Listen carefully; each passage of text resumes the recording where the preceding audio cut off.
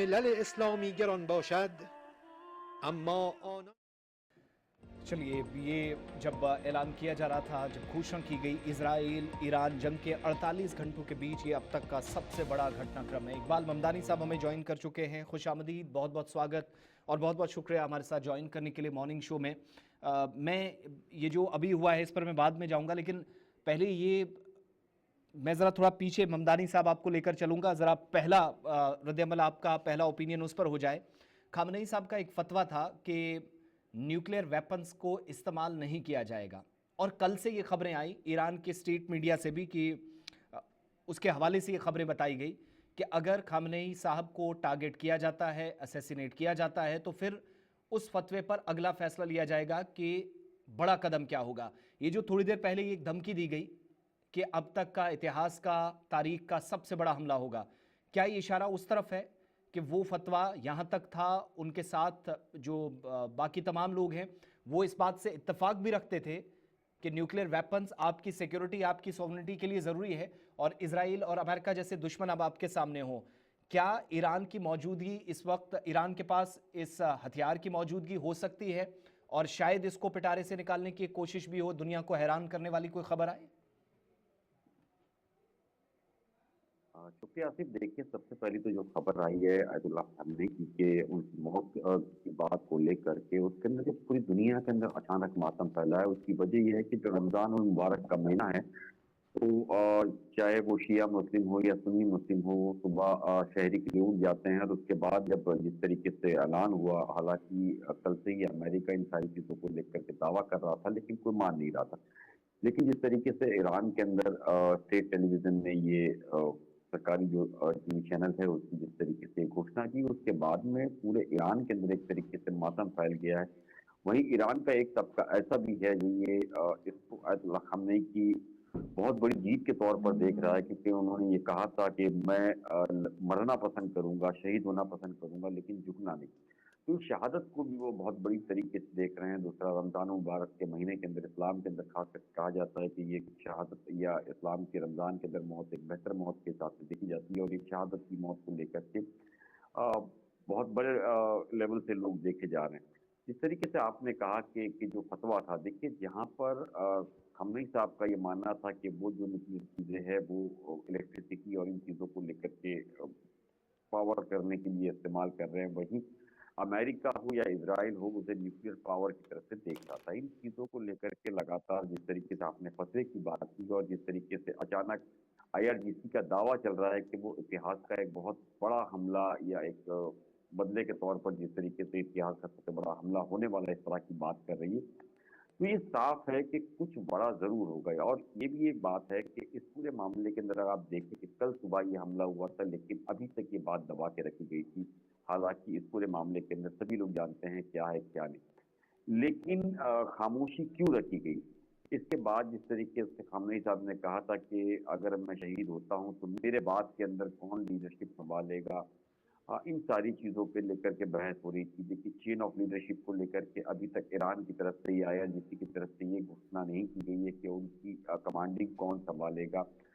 दूसरी बड़ी बात है कि इस हमले के अंदर ऐसा भी कहा जाता है कि उनकी अपनी बेटी और दामाद भी मारे गए। हालांकि इस मामले में अभी तक कुछ नहीं किए, लेकिन जो खबरें आ रही है, उनकी बेटी और दामाद की भी मौत की खबरें आ रही है। अब देखना यह है कि 48 घंटे जो है वो बहुत इंपॉर्टेंट इसलिए होंगे कि अभी अचानक ईरान भी जो है हम लोग का जवाब दे रहा है। जिस तरीके से अभी दुबई में उसने हमला किया, उसने कहा सीआईए के जो एजेंट जो है दुबई के जिस जगह पे थे, वहां उसने ये हमला किया है। अलग अलग 14 बेसिस पर उसने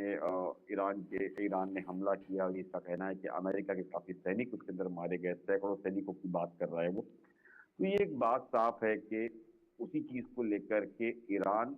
माफ करिएगा, अमेरिका और इसराइल भी लगातार ईरान पे मिलिट्री बेसिस पर हमले कर रहे हैं। तो ये एक बात साफ है कि ये जंग मुझे नहीं लगता है कि बहुत आज कुछ घंटों में रुक जाएगी। हाँ, लेकिन ये 48 घंटे बहुत क्रूशियल इसलिए रहेंगे कि नई लीडरशिप जो आती है, क्या उसका ऐलान किया जाता है या उसको बिल्कुल फिलहाल पर्दे के पीछे रख करके सिर्फ कमांडिंग ली जाती है। आईआरजीसी उस पूरे मामले को लेकर के कि क्या वो आते हैं तो इस जंग को रुकाएंगे, अमेरिका की बात सुनेंगे या अमेरिका की तरह काम करेंगे, ये सारी चीज़ों को लेके आईआरजीसी भी किस तरह देखती है, दूसरा उनसे जुड़े हिज़्बुल्लाह हो या जितने भी अलग-अलग शिया मिलिशिया वगैरह जितने संगठन थे,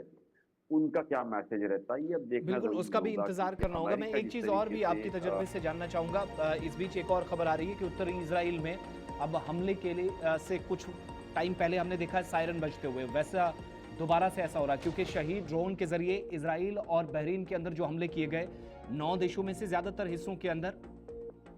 इस तरह की कार्रवाइयाँ हमने देखी हैं। आयतुल्ला अली खामनेई की मौत के बाद जो जवाब देने की बात की जा रही है, अलग-अलग जगहों को टारगेट किया जा रहा है और उसमें सीआईए का हेड ऑफिस या हेडक्वार्टर, उधर शिया मिलिशिया इराक के अंदर जो देख रहे थे कि अमेरिकन एस्टैब्लिशमेंट्स को टारगेट किया जा रहा है। लेकिन ये मौत की जब पुष्टि भी साथ-साथ की जा रही है, क्या ये कंफर्म करना ममदानी साहब मुश्किल था ईरान के लिए भी? चूंकि इन 12-15 घंटों में जहां पर उनकी मौत पहले ही हमले में हो गई है, ये कंफर्म हो रहा है, तो दूसरी तरफ ये भी है ना कि 7 से 8-9 कंट्रीज पर बैक वक्त हमले हुए, एक साथ सबको टारगेट किया गया। ये ऑर्डर्स जो व्यक्ति दे रहा है, जो भी शख्स दे रहा है, मिसाइल फायर किए जा रहे हैं, इसका मतलब एक प्रॉपर मैकेनिज्म है। सारी वो जो चेन ऑफ कमांडर्स की बात हो रही है, आईआरजीसी या सिविल एडमिनिस्ट्रेशन, वो सारी मिलकर काम कर रही है और बड़ा मजबूत तंत्र लग रहा है अंदर से कि खामनेई साहब के जाने के बाद भी उस प्रोसेस को रुकने नहीं दिया गया। देखिए ये बात सामने आई है कि रक्षा मंत्री जो है वो मारे गए हैं, कई सीनियर आर्मी के जो कमांडर्स है वो मारे गए। हम्म। तो इन सारी चीज़ों को लेकर के एक नाम अब तक सामने नहीं आ रहा है कि पोजीशन का क्या हुआ है, वो कहाँ है, किधर है, जो आने वाले लीडर्स के अंदर है, तो चेन ऑफ लीडर्स में कौन होगा, कौन कमान संभालेगा। हालांकि इस पूरे मामले के अंदर ये कहना बहुत जल्दबाजी होगी कि वो जो नया लीडर है उसने कमांडिंग संभाली है, लेकिन हाँ, जिस तरीके से आयतुल्लाह खुमैनी ने कहा था कि अगर मैं मारा भी जाता हूँ तो आईआरजीसी जो है और वहाँ की जो लीडरशिप है वो उसको देखे और आगे इस पूरे मामले को समझे। तो इन सारी ही चीज़ों को लेकर के मुझे लगता है कि आईआरजीसी भी एक बहुत ज़िम्मेदार फ्रंट पर लड़ने वाली उनकी एक टीम है जो ये फैसले लेती है और उसके बाद उसने तुरंत ये जवाबी कार्रवाई शुरू की। हालाँकि अभी जो सबसे बड़ा चैलेंज है पूरी दुनिया के अंदर जहाँ मुस्लिम रहते हैं, ख़ास करके शिया मुस्लिम, वो उसमें काफ़ी गुस्सा बहुत नज़र आ रहा है। वो हो सकता है सड़कों पर जो है वो आपको नज़र आएँगे कुछ देर के अंदर और किसी तरीके से अगर हम बात करें हसन नसरुल्लाह की अगर हम बात करें, जब हसन नसरुल्लाह को भी मारा गया तो लाखों लोग सड़कों पे आए थे। इसी तरीके से खamenei को लेकर के जो शिया मुस्लिम्स है ख़ास करके इस महीने में बाहर आएँगी और चाहे कहीं की भी वो सरकारें रहे, चाहे भारत रहे, पाकिस्तान रहे, अफ़गानिस्तान रहे, सऊदी रहे या दुनिया के अलग-अलग ठिकानों पे जहाँ शिया मुस्लिम बहुत बड़ी तादाद में, वहाँ अगर वो सड़कों पे आएँगे तो उसके लिए एक बहुत बड़ा चैलेंज जो है वो सरकारों के लिए भी रहेगा कि किस तरीके से इन्हें सँभाला जाए। दूसरा मैं आपको समझा दूँ कि इस पूरे मामले के अंदर जो अब तक मुझे समझ में आ रहा है कि कल ये घटना हुई है, अब तक इन्होंने डिक्लेयर नहीं किया था, तो हो सकता है शुरुआत के अंदर ये समझ रहे हो कि शायद उनके इलाज के बाद उन्हें बचाया जा सकता है, इस तरह के भी हालात रहे हो, तो वो कोशिश की जा रही है। दूसरा ये भी हो सकता है कि उनकी अगर मौत हो भी गई हो तो जो लीडरशिप है वो सेकंड कमान को लेकर के क्या उसका नाम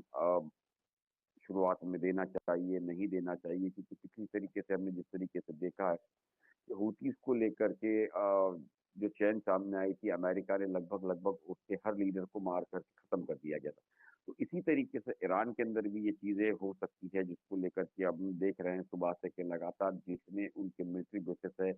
जहाँ-जहाँ उनको लगता है कि यहाँ से हमला हो रहा है या मिसाइल भंडार वहाँ पर है, वहाँ पर इज़राइल और अमेरिका जो है लगातार वो हमला कर रहा है। उसकी बड़ी वजह है कि जो एयर स्ट्राइक्स है वो उसके अंदर ईरान कमज़ोर है, अमेरिका, इज़राइल उसके अंदर पावरफुल है। इन सारी चीज़ों को लेकर के वो अपनी ताकत का इस्तेमाल कर रहे हैं। वहीं पर अब बैलिस्टिक मिसाइल की बात की जाए या मिसाइल के ज़ख़ीरे की बात की जाए, जिस तरीके से आईआरजीसी ने कल भी ये कहा था कि अभी तक सिर्फ़ हम स्क्रैप का इस्तेमाल कर रहे हैं, तो अगर उस स्क्रैप के बाद जो असल मिसाइल है वो तो बाहर आनी है। तो ये सारी चीज़ें अब दावे लड़ाई में होते रहते हैं, लेकिन दावे से बड़ी चीज़ जो है कि अब इस मौत की पुष्टि के बाद में जो 48 घंटे हैं वो ये डिसाइड करेंगे कि आने वाला जो लीडर है वो किस तरह इन चीज़ों को देखता है? क्या ईरान के अंदर जिस तरीके से आम लोग जो है वो इसके फ़ेवर में रहेंगे, इसके अगेंस्ट में जाएँगे या रिजीम चेंज करने की बात कर रही थी, तो रिजीम चेंज के अंदर अब जो है लीडरशिप वो तो ख़त्म हो चुकी है। तो जो नई लीडरशिप आ रही है वो किस तरह की रहेगी? क्या खामनेई साहब ने जिस तरीके से चीजें बताई थी उसी रास्ते पे चलती है या सेटलमेंट करती है, कॉम्प्रोमाइज को लेकर के बातचीत आगे बढ़ाती है? ये कई ऐसे मामले हैं जो कुछ घंटों में मुझे लगता है साफ हो जाएंगे, जिसको लेकर के अब दुनिया ये समझ पाएगी कि आखिरकार ये लड़ाई और लंबी होगी जी। या कुछ घंटों के अंदर खत्म होगी। ठीक है, इकबाल ममदानी साहब बहुत-बहुत शुक्रिया, धन्यवाद हमारे साथ जॉइन करने के लिए। आप मॉर्निंग